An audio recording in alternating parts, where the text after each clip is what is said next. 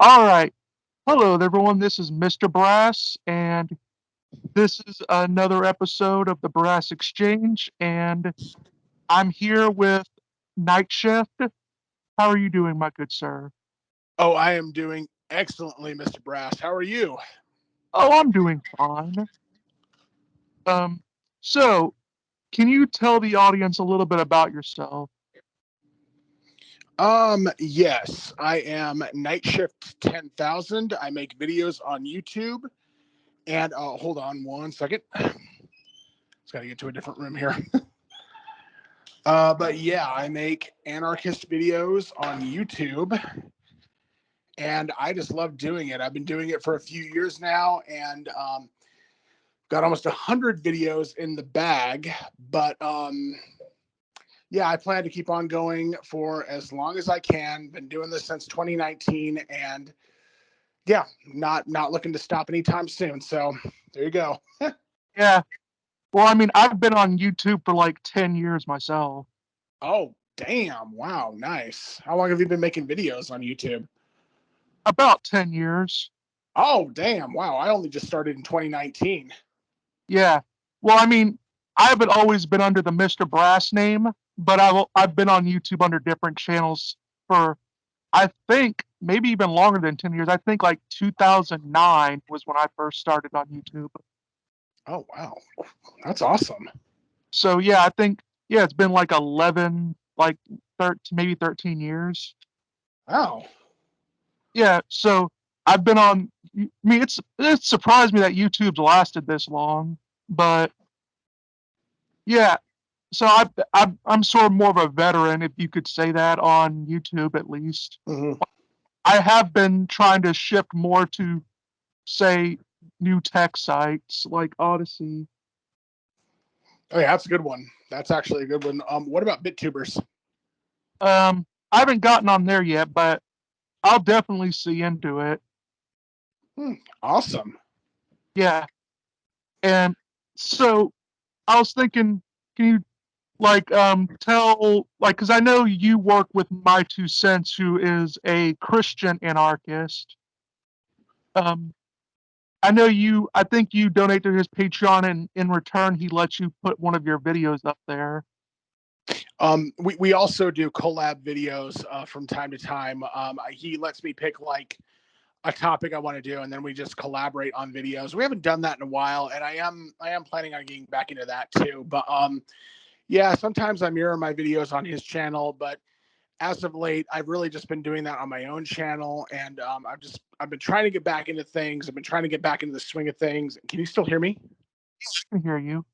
Okay, okay, beautiful. Yeah, I've been trying to get back into the swing of things. I've had a really rough last year and a half. You probably know all about that drama on Twitter.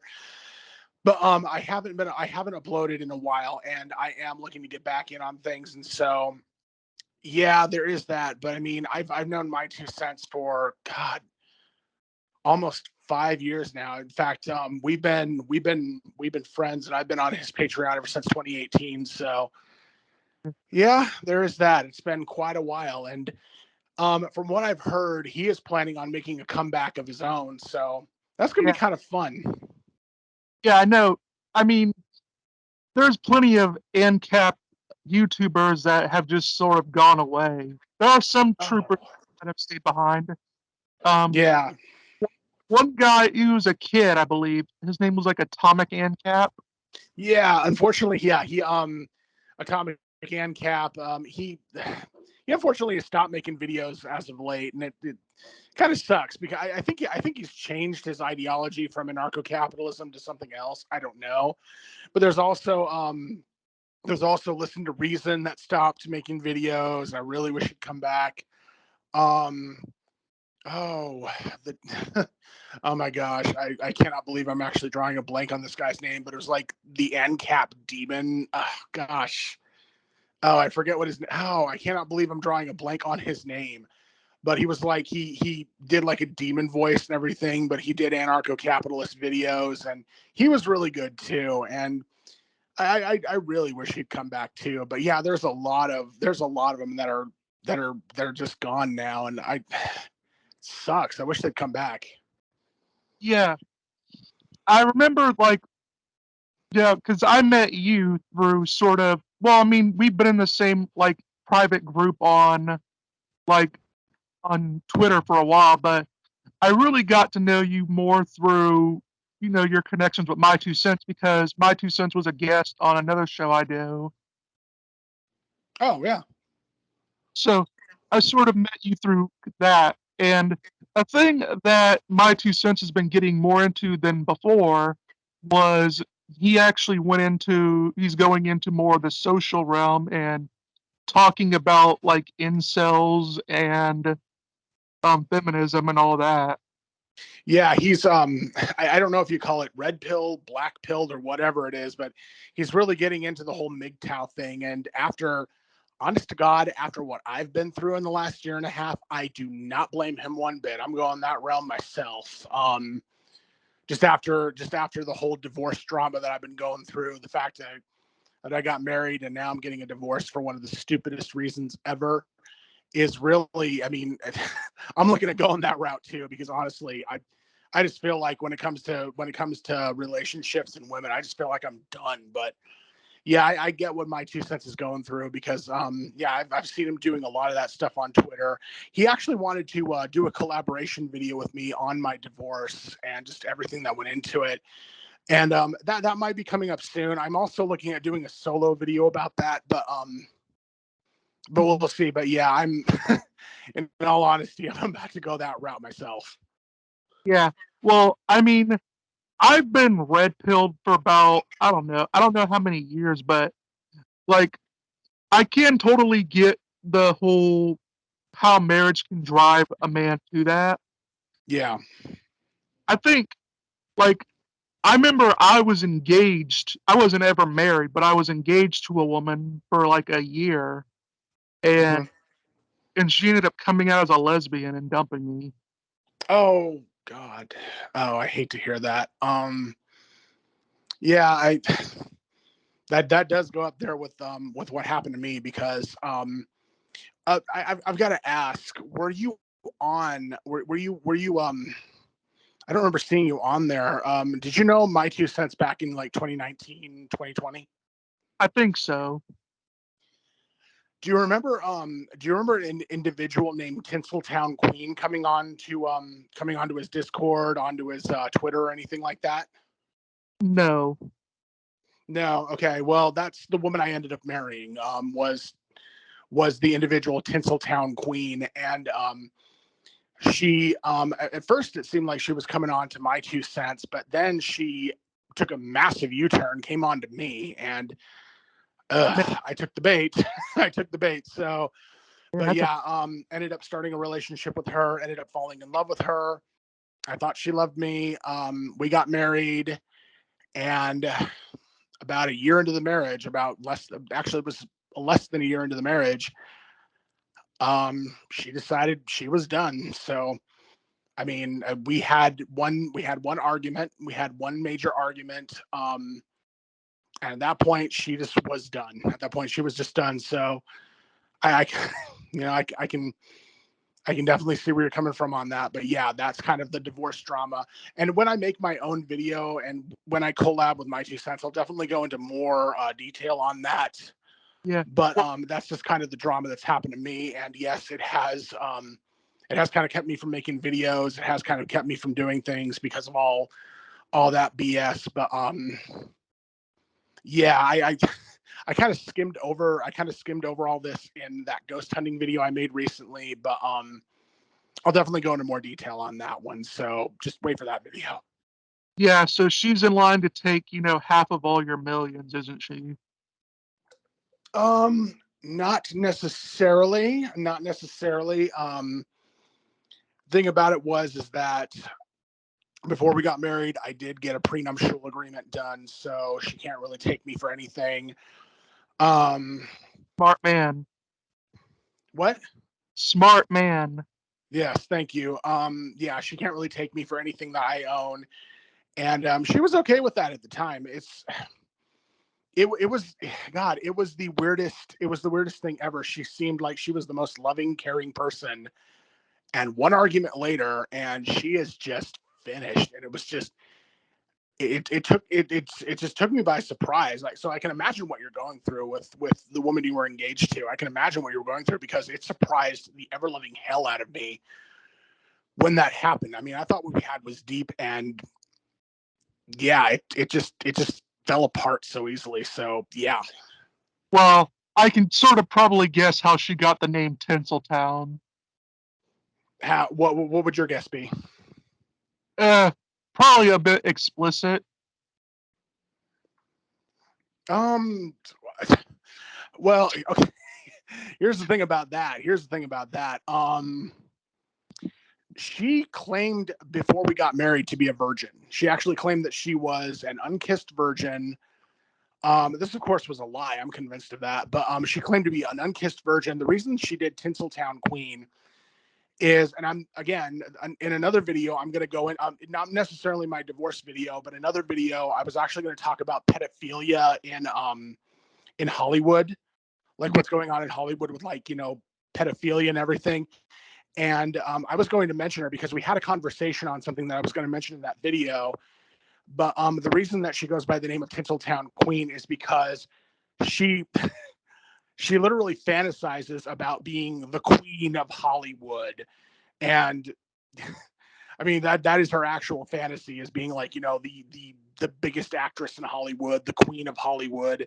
And she was convinced she was convinced, she was told by God that was going to happen for her. And it just, yeah, wow. There were so many red flags on this woman, and I ignored them all, and I really am kicking myself for that. But that was the reason behind her name, is Tinseltown Queen, because she wanted to be the queen of Hollywood, basically. So yeah.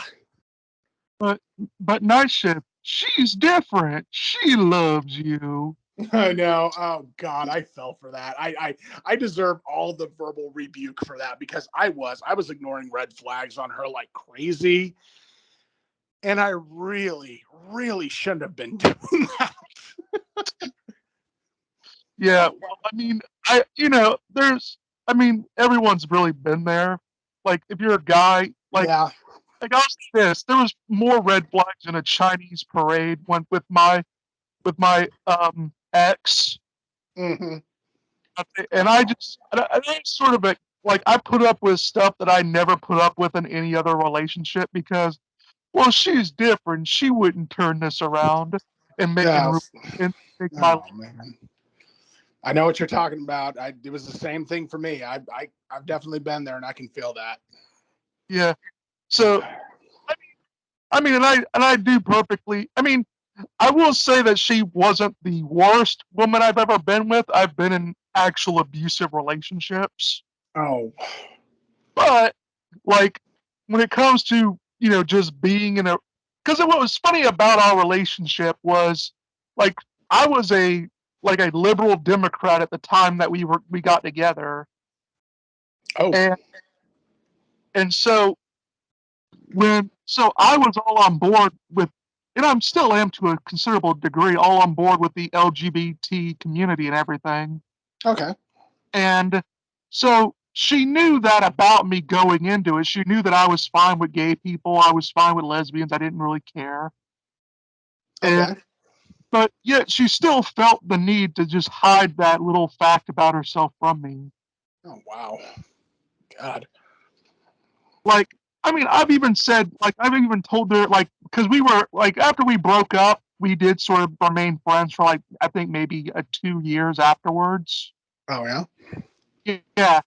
And, afterward, I told her, like, you, like, what she told me is that, like, she wanted to convince herself that she was actually something that she was not. Oh, gotcha. And she told me that, that the reason why it was because, like, she has a very religious family. Like, her grandparents founded their own church. Yeah. And so she told me that, like, so she was just trying to appease her family, and she was trying to really convince herself that she was something she was not. Mm. So that's but I told her, like, if you would have told me hey, Derek, I'm a lesbian. Well, Brass, hey, I'm a lesbian. Can we just pretend like to be in a relationship just to, so my family doesn't suspect anything? At the time, I would have just, yeah, I would have done that. I'm an ally. I consider myself more of an ally to the community back then. So I would have Mhm. totally gone along with it if she would have proposed it like that. Yeah. But to actually just get me invested for a year and then tell me that, like, that was more of what I had more of a problem with. I didn't have a problem with her being a lesbian. No, It of was course not. Yeah. like I didn't care about that part. I cared about the line. Exactly. No, no, I get that. And that's, oh God, man, that sucks. And honestly, I mean, honestly, you're better about it than I would have been because even being, I mean, I myself, yeah, I'm okay with the LGBTQ community. I'm not really liking how they're being tolerant of pedophiles right now, going back around to that little topic. I'm not really liking that. And I'm not liking how they're trying to induct kids right now, but I am more or less on board with the LGBTQ community.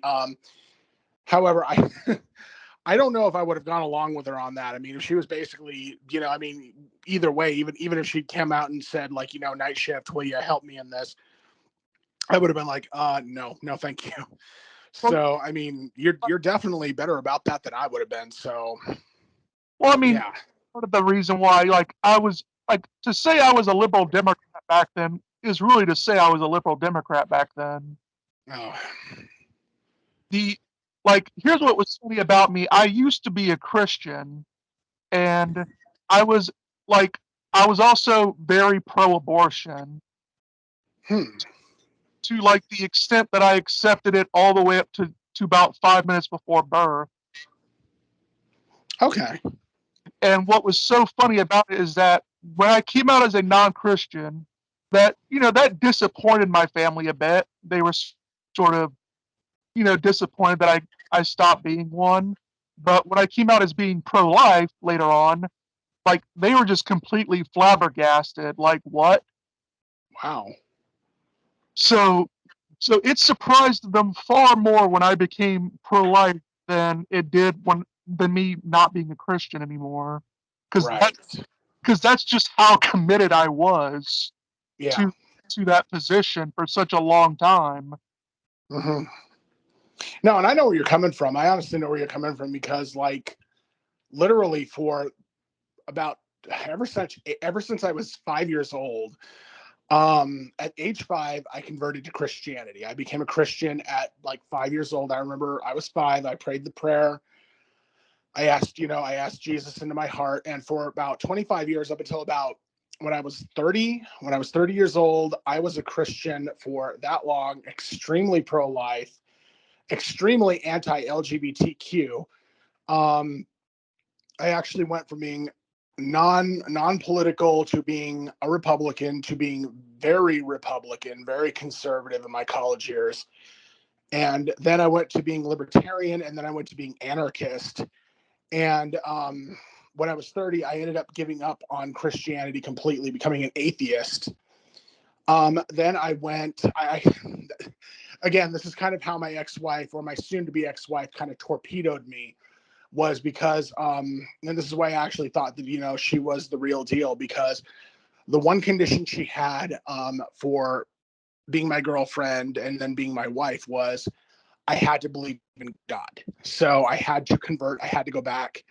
And so I was able to appease her kind of by saying, I'll give God a second chance. I'll look back into it. And she was appeased by that. And but I did go from being an atheist, a full-on atheist, to an agnostic. As for being pro-life, God, I like to say this about it. I am personally pro-life. I am politically pro-choice. And I actually posted that thing from the iSight 2020 or 2021, whatever it was. It was basically like, what is your opinion on abortion?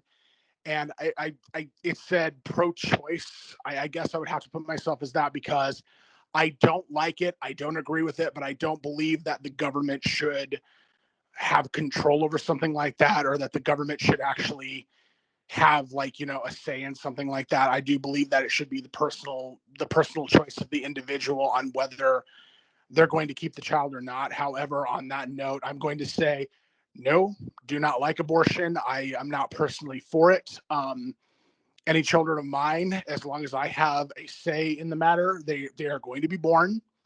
They're definitely going to be born, and I will definitely try to talk you out of your abortion. I will definitely try to talk you out of it if there's a way to do that, but I'm not going to put a knife to your throat and say, no, you're going to have this fucking baby, or I'm going to cut your throat and basically kill you. And so, I mean, I guess I would have to put myself as pro-choice because I don't like it, but I don't want the government to have, I don't want mommy government to be in on the issue, I guess is what you would say.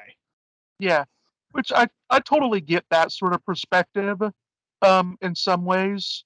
But a thing that I also get is like I do see that because people like some pro-choicers of the more pro-abortion side of it, like when I Mhm. say this, they'll think I'm advocating for war, and I'm not at Okay. all. I'm anti-war, and I've said if things keep up like how divisive the topic of abortion is, I could very easily see this going down a sort of Civil War 2.0 issue. Oh God, we are okay. If you want my opinion on things, if your audience wants my opinion on things, we are heading right into Civil War 2.0. We are heading into either a second American Revolution or a second American Civil War, or a huge agglomeration of both of them at the same time. We're like, we've got sides that are fighting the government. We got sides that are fighting each other. It's going to turn into a giant, pardon my language, a giant cluster fucking at some point. And I do believe that in the next few years, we're looking down the barrel of that. So we're going to see that coming no matter what, in my opinion. So there is that. And so, like, so I mean, and I say that, and people say, "Oh, well, you're advocating for war." And I'm like, no. I've said specific. I'm hoping that we can resolve all these issues without a war. I hope for that, but I'm also not stupid. I know that whenever, for example, personhood has ever been up for serious debate Mm-hmm. in society, whether it's been with blacks, Jews, or whatever, it's always led to a war. That's Yeah. like, to think that, oh, well, having a civil war over abortion or whatever, like, that is not like something completely out of left field that would follow a trend that's been happening for about 100 or so years. No, I get that. I understand that completely. And yeah, I could definitely see it. I can definitely see it at this point. Yeah, I could definitely see it going that way just over abortion alone. Yeah. Yeah. Well, I mean, like, so that's how, I mean, personally, I've actually, like, because a lot of times the people on the pro choice side will accuse me and others of not wanting a compromise. And I've actually proposed a compromise that would, for one, it would tell, pro-life states, hey, look, we're not going to, you can do what you do, and the pro-choice states will say we can let you do what you do. And what I've proposed was we have a constitutional amendment that says that after this moment, like after this amendment is passed, the federal government can have nothing to do with the issue of abortion one way or the other. Meaning the government could not pass a national bill prohibiting or promoting the issue of abortion, meaning it would become a permanent state issue. And, the pro life side and the pro choice side would just simply have to either accept that there's going to be some states that have it and some states that don't, or they're going to have to make the arguments and convince the other states to remove or to go along that line. It just Right. simply would simply not be in the federal government's jurisdiction to do anything one way or the other. Yeah, no, I get that. The only thing about that is, and again, it's the reason I'm an anarchist, and it's the reason I'm very skeptical of the Constitution is They can write anything on paper they want down. It's just how long will it take before the federal government or some outside leadership, infringes on that. And when we try to say, this is our constitutional right now, they're basically going to just wipe their ass with it and say, no, it's not. And I'm going to turn the military on you, and I'm going to turn the police on you if you disagree. And I actually think I think I referenced this, but it's the whole Constitution. It's like that scene in the show Game of Thrones, the first season of Game of Thrones, when King Robert Baratheon, before he dies, he writes out a note naming Ned Stark, the guardian of the throne. He is supposed to serve until Prince Joffrey can come of age. And the problem is Prince Joffrey's mother, Cersei, has already taken the throne just by her word. And Ned Stark, he tries to hand Cersei the letter from the king, and she's like, "Is this meant to be your shield, Lord Stark?" A piece of paper, as she rips it apart. And I love to reference it and say, Cersei is the U.S. government, Ned Stark is the people, and that paper that she ripped up is the U.S. Constitution. It's just, it's very much like that. It's like, we can write something down on paper all we want, and the government can agree to it at the time. Just how long is it going to take before that government that is controlling the police force, that controls federal intelligence, that controls the military, how long will it be before they infringe upon that and go back on it on one side or the other? So it's another reason I'm an anarchist, is because same thing happened with the Magna Carta. The same thing is happening even now with the Constitution. Looking at all, it says in the Second Amendment of the Bill of Rights, shall not be infringed upon. Well, every single gun law is an infringement. And unfortunately, we've seen that from most of the presidents that have existed. Even President Trump claimed to be very, very firearms friendly. He passed a bump stock ban. He tried to pass a suppressor ban. I don't know. I don't believe the suppressor ban made it, but the bump stock ban definitely made it. And those are infringements. Those are infringements on our rights. And so, and I can remind you of red flag Braun. Oh yeah, red flag laws. And even presidential hopeful of the Republicans, Ron DeSantis, was for that. Although he did do something that I liked. He did do something that was kind of admirable. He passed constitutional carry in Florida, which, good on him.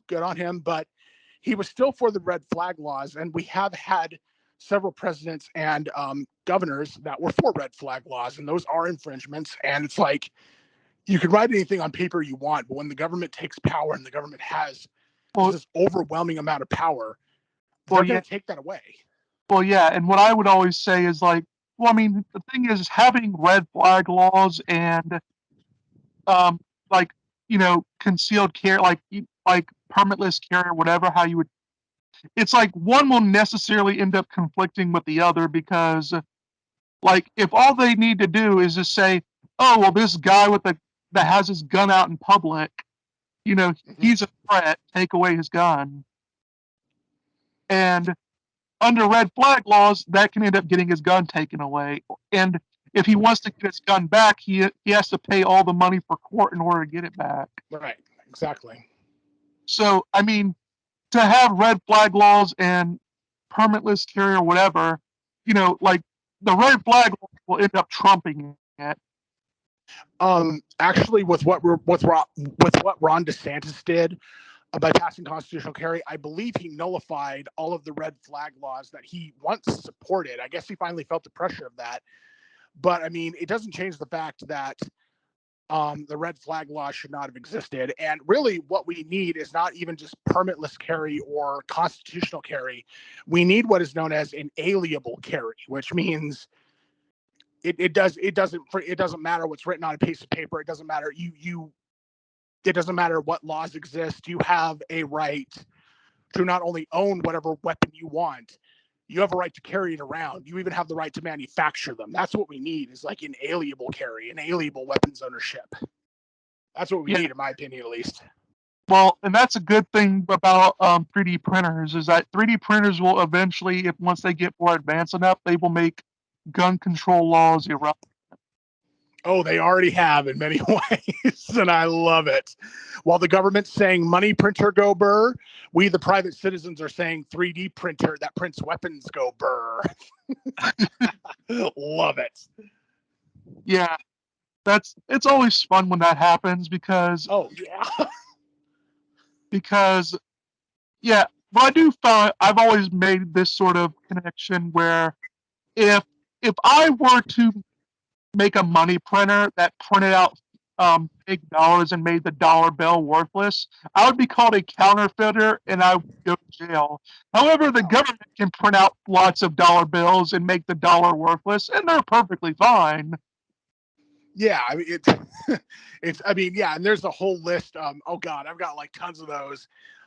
There's like full lists of things, it's okay when the government does it. Basically do that, that kind of SpongeBob meme stuff. It's okay when the government does it. Yeah, exactly. So yeah, it's like, when they print money or when they print, money that doesn't have any value, they're just printing money. When we do it, it's counterfeiting. Ugh, Yeah. it's just crap.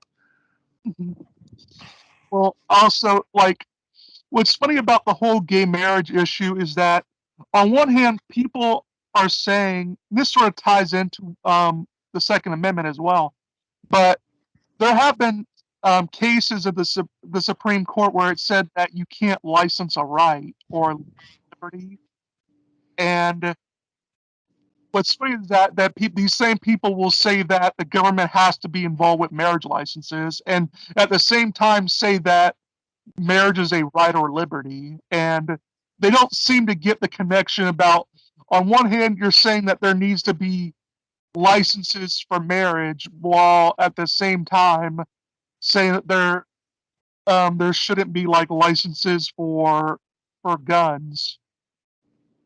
Yeah, exactly. Mhm.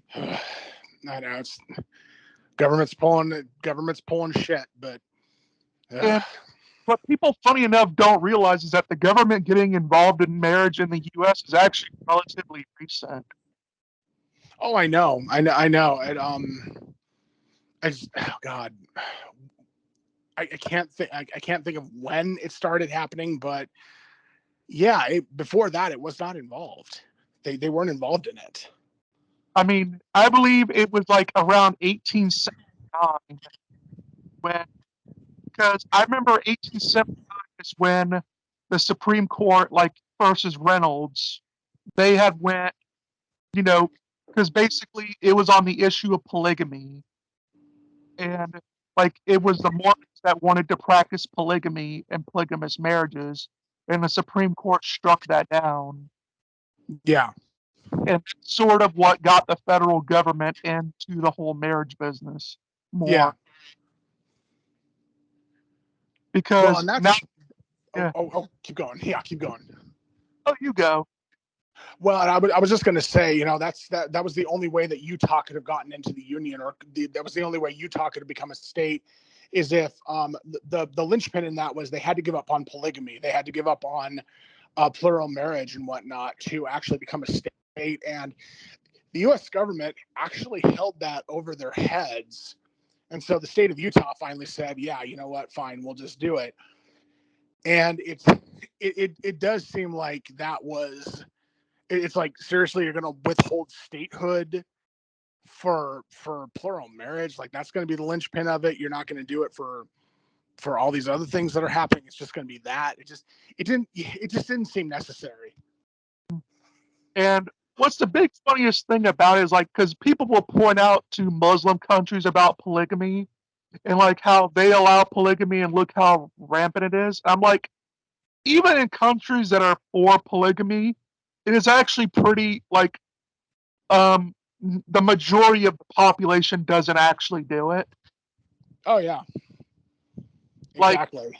I think like the highest any Muslim nation comes in like the rate of polygamy is like 30%. Yeah, So it's not like, really. It's not huge. It's not that big at all. yeah, and it ranges anywhere from like 10% to 30%, with 10% being the least one. So you have a situation where about 70 to 90% of the population does not practice polygamy at all. Yeah, exactly. And usually, like, the reason why is sort of like the only people that can really afford polygamy in those cultures are rich guys. Oh yeah. Oh, and I just wanted to bring this up. I mean, it kind of pertains to this. I actually, back in high school, I had a teacher who knew a guy from Saudi Arabia who actually did practice polygamy, and he had about 4 wives. And this guy told him that it was expensive as hell. The thing, I mean, and of course, this dude who had 4 wives, he was jumping to like the rich examples, because he was like, if you buy one Mercedes Benz, you have to buy all 4 of them a Mercedes Benz. If you buy one of them like a hot tub, you've got to buy all 4 of them a hot tub. And he said it was it was expensive as hell. I kind of wonder if in some of those countries they have rather expensive tastes because of the oil market, but oh yeah, over there it can be it can be backbreaking sometimes. So yeah, it really is only the richest that can afford it. But Yeah. it does kind of make me wonder if it's Well, also because of the extravagant tastes. well, here's the funny thing is that's a trend that goes back a long time. Oh yeah, oh definitely, yes. Because even in the Bible, because like there are examples in the Bibles of people practicing polygamy, Mm-hmm. and I've said, if you point out all the people in the Bible that have practiced polygamy, they all have one thing in common: they're They're all rich. rich, yeah. Like Yeah, Solomon, King David, Moses, uh, mm-hmm. Jacob, like all these guys had money. Oh yeah, So, I mean, so these are the only people that could afford it. oh yeah, definitely, Like, definitely. Mm-hmm. and so, I mean, it was just so funny how they seem to think that this was this big thing that happened, and because a lot of people will use the old adage, well, one man can get 1,000 women pregnant, but like so many women can only have so many babies, and I'm like in a sense, it's both true and false at the same time. It's Yeah. true biologically speaking, any one man could, in theory, father like 1,000 children with 1,000 different women. Oh yeah. But in a social sense, the odds of that happening are about the same odds as a guy hitting the lottery. Yeah. True. No, true. Very Because true. look, I've said this, like a guy like Bill Gates or Elon Musk, if they wanted to, they could do that. But the average guy, like, fry cook Bill at McDonald's, he's not going to accrue a harem of women. No, God, no, no, no, no, no, no. But yeah, I mean, in fact, I almost wonder about Elon Musk sometimes. Is when he's going to reveal his harem?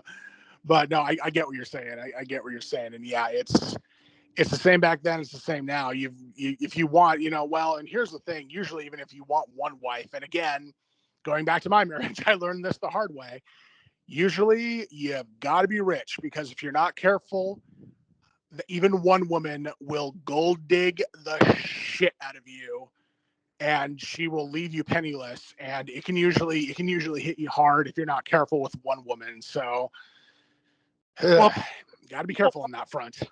well, people, yeah, that's a common thing that's been noticed now is like where people have noticed that it's rich people marrying more and poor people not. Mm-hmm. Um, and I point out that there is a logical reason for that. Rich people can afford the consequences of divorce a lot more than poor people. Oh yeah. Like, for example, Bill Gates, Elon Musk, and all these billionaires or whatever, they could be divorced 2 or 3 times and they're still going to be rich. Right. But if Fry Cook Bill gets divorced from his wife, he's going to be end up on homeless and on the streets. Yeah. Exactly.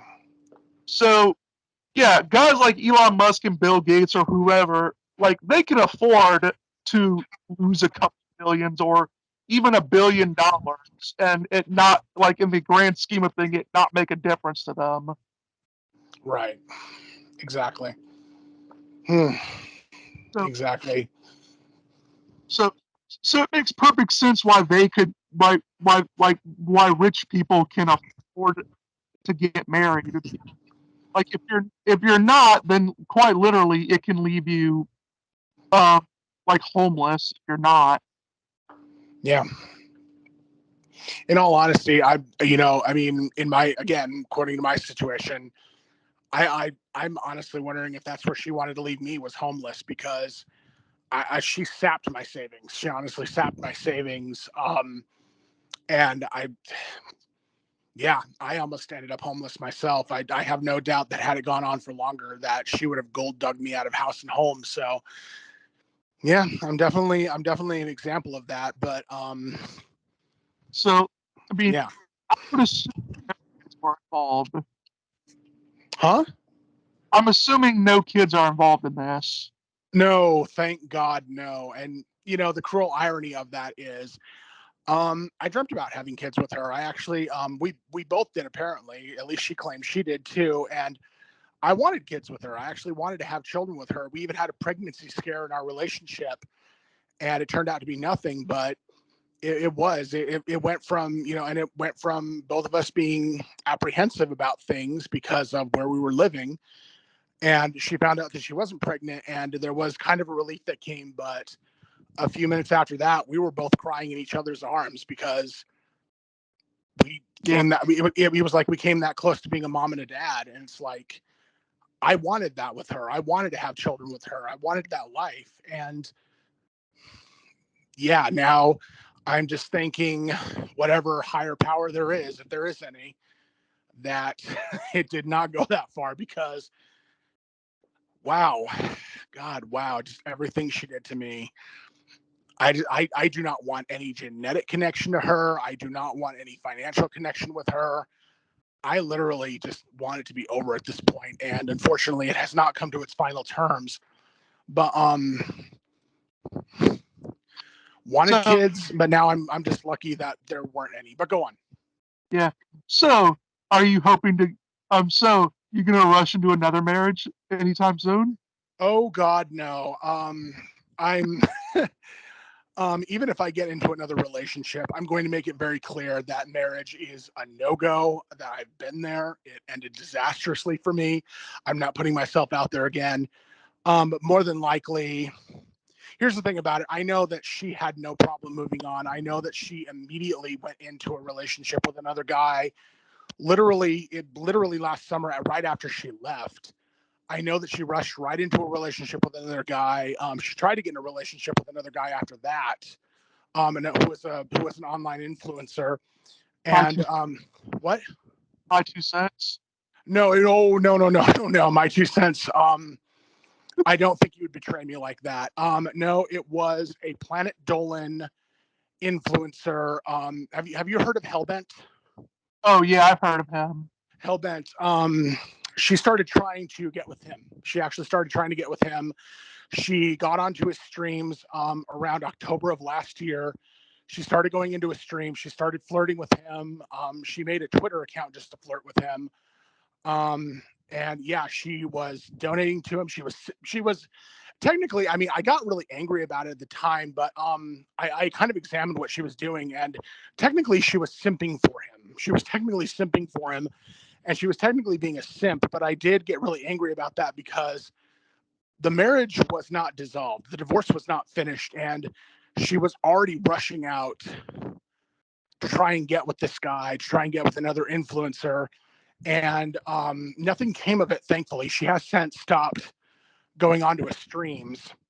And and I say thankfully because I'm thankful that he didn't fall for it. I'm thankful that I know that even while she was trying to get with him, she found someone else even around January, and she was with him till February until they broke up. And honestly, all I'm going to say is she is not a bullet.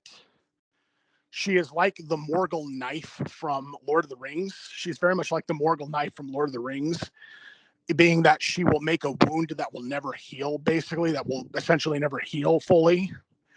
And I'm just glad that there are guys out there that are avoiding the Morgul knife that is Tinseltown Queen, that is Monica, basically. So there is Yeah, that. yeah. And so I always did find it sort of interesting how, like, because personally, I think how the whole red, because apparently everyone's going mental over Andrew Tate. Oh yeah. He he he's gotten both tradcons and liberal feminists angry, and that's sort of what attracts me to him. Anyone that can piss off those two groups makes me happy. So same here, honestly. And here's the thing: there's have you heard of Just Pearly Things? Oh yeah, She's been dubbed the female Andrew Tate, and I'm going to make a video about Just Pearly Things here in a few weeks. It might be sooner than that even. I'm going to get to work on that pretty soon. But I'm definitely going to make a video about her because she is definitely the female Andrew Tate. And I know that her and My Two Cents have had a falling out. I'm not going to ask My Two Cents to mirror that video on his channel. But that video is coming, and it's going to be, I am going to have some criticisms. I'm not going to lie. I'm going to have some criticisms about her, but it is going to be a lot of praise for her because I'm with you. Any guy or a girl that would do that. So Andrew Tate and the female Andrew Tate, Just Pearly Things, who can do that, who can elicit that kind of reaction from both sides, is definitely okay in my book. yeah, yeah. Generally, my politics is the policy going to piss off tradcons and liberal feminists? If so, yeah. Based. You know, I mean, I'm not going to say I'm going to invite you to my barbecue or anything, but I'm at least going to sit down with you and listen. Oh yeah, absolutely. I mean, just on that basis alone. Mm-hmm. Now I get that. Which is sort of funny with me is like whenever I get into an argument with a tradcon, I get called a liberal Marxist. But whenever I get into an argument with like a liberal feminist, I get called a conservative tradcon and whatever. Oh, same here. Same here. I mean, honestly, when I go to argue or debate with, a conservative or a liberal, they think I'm on the other side. And I literally have to say to them, do you think conservatives and liberals are the only things that exist? I mean, is that literally your resolve? Do you not think there's anything else? And thankfully, I've debated a few. I've debated a few that have put they put the pieces together, and they're like, oh, you're a libertarian. Okay, I get it. And more than likely, they won't take me seriously even more based on that. And I don't know why, because libertarianism, anarchism, it's the way to go. It is honestly the way to go. And But don't you know that being a libertarian means you want to abolish age of consent laws? But what if the child gets? Oh God! With all okay. And again, another forecast of a video I'm making. It's not just the Hollywood video. There was a movie that just came out that was made starring Jim Caviezel, and it's about child trafficking. And it's about how Jim Caviezel is trying to get rid of child trafficking and trying to find kids that have been trafficked. And not only have I said several times on my Twitter that pedophiles need to go through the wood chipper feet first, but I'm actually going to do a movie review on this movie, and it's called Sound of Freedom or something like that. I only just heard about it, but I just saw the preview for it, and I saw what the plot is about, and I'm definitely doing a movie review on that, and I'm going to praise the hell out of it. So look out for that one too.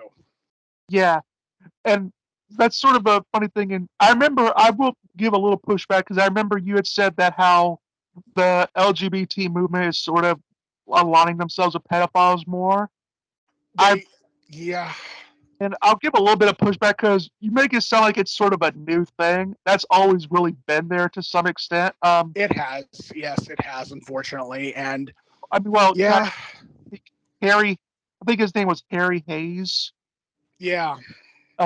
He was he's one of like the founders, like the main proponents of the whole issue of the whole LGBT movement, and he was like one of the, if not the co-founders, he was a great supporter of NAMBLA, which is like a pro organization. Oh God, yeah. Oh God, don't get me started on NAMBLA. Oh.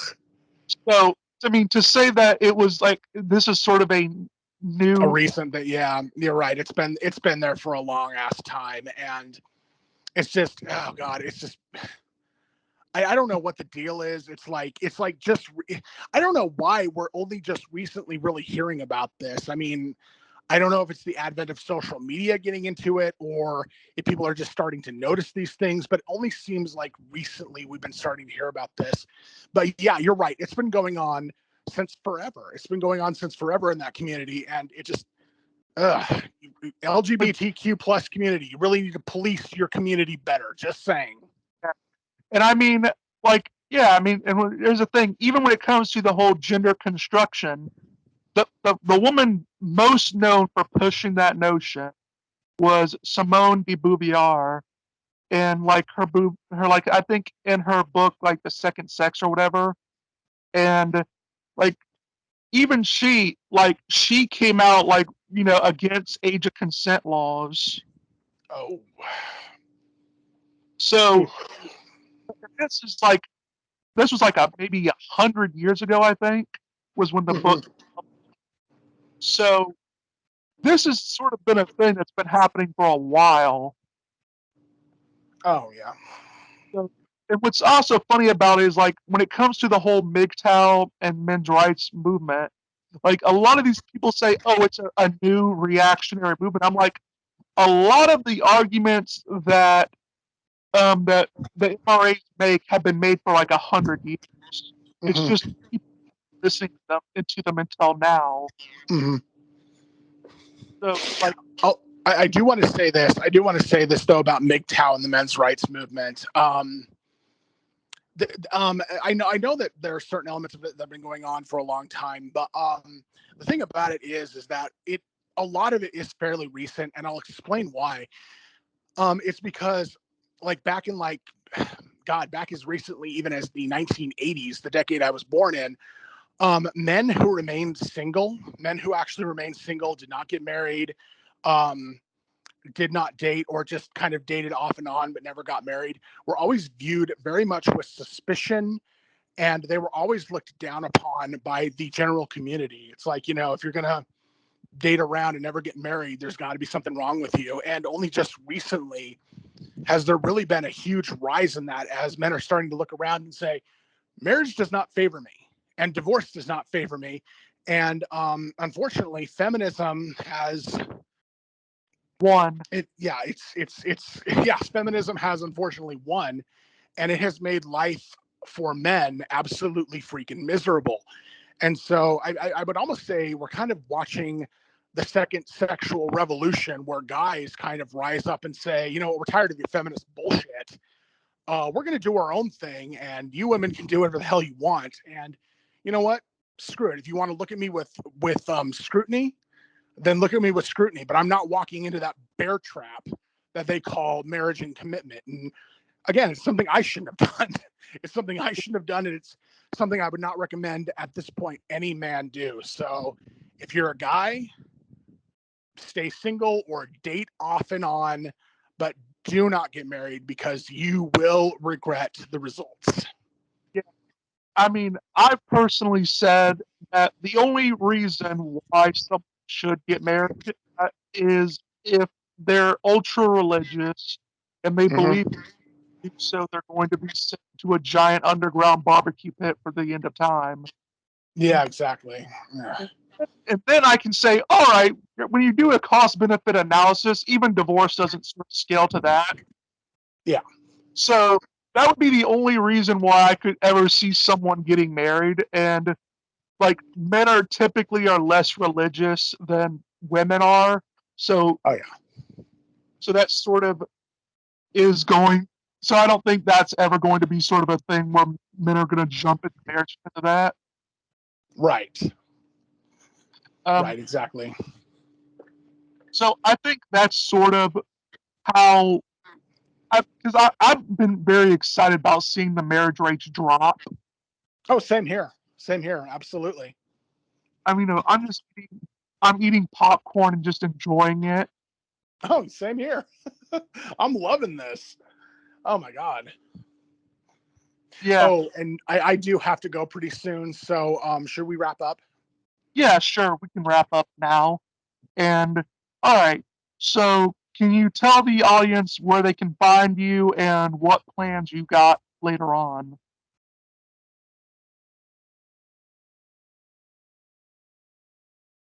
Hello? Can you hear me?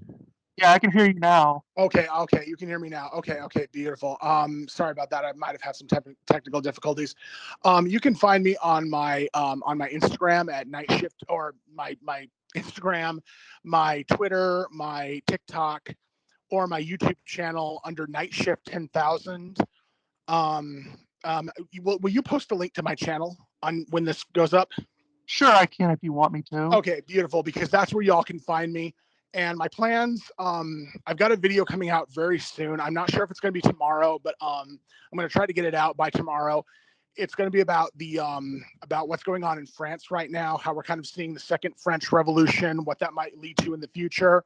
I was also going to do videos on you heard me just pearly things. There was actually a video I had about Kate Yup, the mukbanger. I was going to explain what I thought was going on there. There was also going to be one on the what was it called, the Wagner uprising in Russia, and how it seemed kind of like a false flag. And so those are just a few projects that I'm working on. There's going to be others, definitely, and there's definitely going to be more coming. And I am most certainly going to start more consistently uploading videos. So just expect a lot more to come from my channel if you're a longtime fan.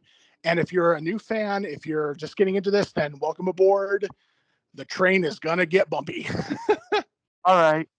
And so, yeah, make sure you can see Night Shift there. After this, he's going to provide me a photo that I can use for the avatar for the video. So, yeah, this is all for today. This is Mr. Brass saying goodbye and get wise.